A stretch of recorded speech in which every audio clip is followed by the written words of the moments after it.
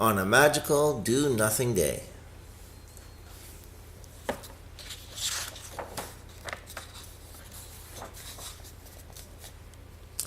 On a magical do-nothing day by Beatrice Magna.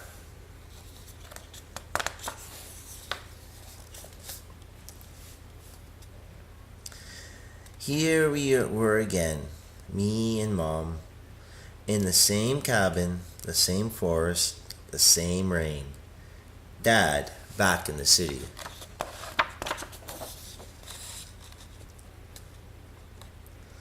Mom sat at her desk, quietly writing, while I destroyed Martians.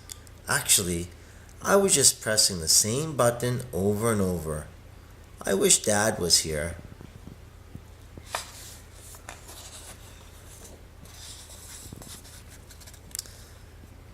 What about a break from your game? Mom growled. Is this going to be another day of doing nothing? She was right.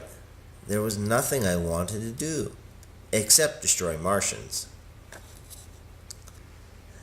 She took the game out of my hands and hid it as usual. I found it as usual and went outside.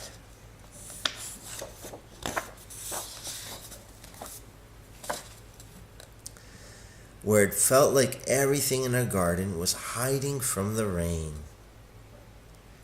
I held my game tightly. Maybe it would protect me from this boring, wet place.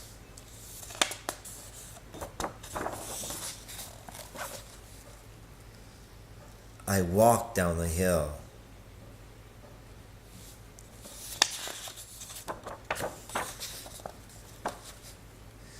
At the bottom of our path, I saw some flat rocks in the pond. The rocks were round, like the heads of the Martians. I decided to jump on them and crush them.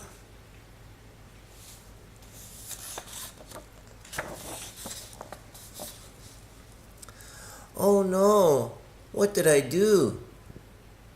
My game fell in the pond. This could not be happening to me. I stuck my hand into the water to grab it. It was so icy cold. I screamed.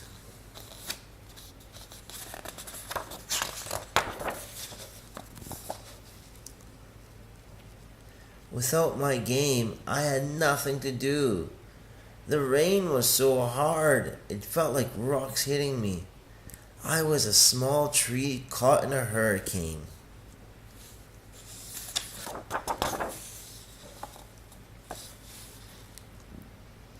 Just then, there were 4 lights and 4 huge snails appeared.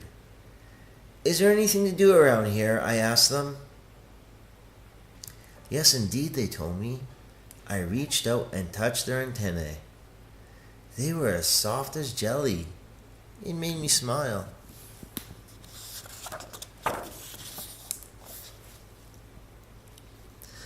I followed them down the path and soon I found dozens of mushrooms.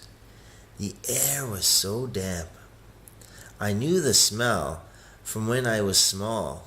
My grandparents' basement. My cave of treasures.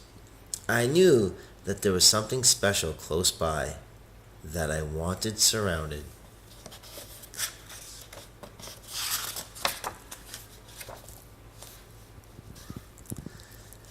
I bent down and dug my fingers into the mud, where 1,000 seeds and pellets, kernels, grains, roots, and berries touched my fingers and hands. An underground world full of treasure that I could feel.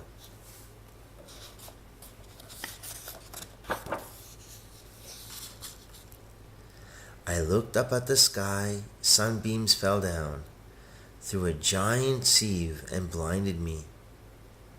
I thought I heard the beat of drums from far away, but it was just my heart.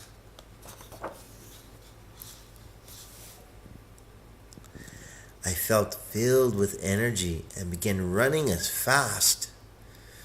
so fast I fell down the hill.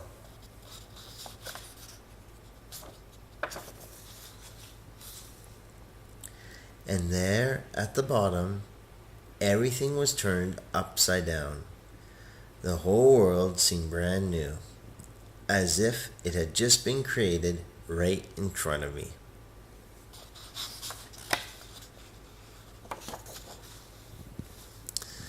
I climbed a tree and looked out as far as my eyes can see. I breathed in the air until my lungs were bursting. I drank the raindrops like an animal would. I noticed bugs I've never seen before. I talked to a bird. I made my biggest splash. Then I collected smooth stones as clear as glass, and I watched the world shining through them. Why hadn't I seen these things before?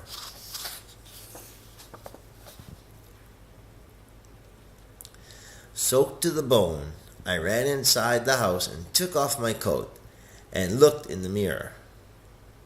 Oh, I thought, I saw my dad smiling at me.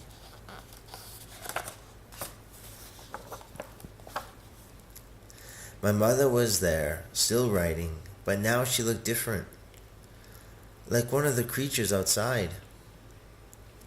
Oh, you're soaked through. Let me dry you. She took a towel and we went to the kitchen. I felt like giving her a big hug. I wanted to tell her what I had seen, felt, and tasted outside in the world. But I didn't.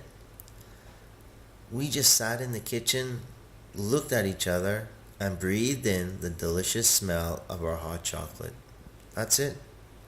That's all we did on this magical do-nothing day. The end.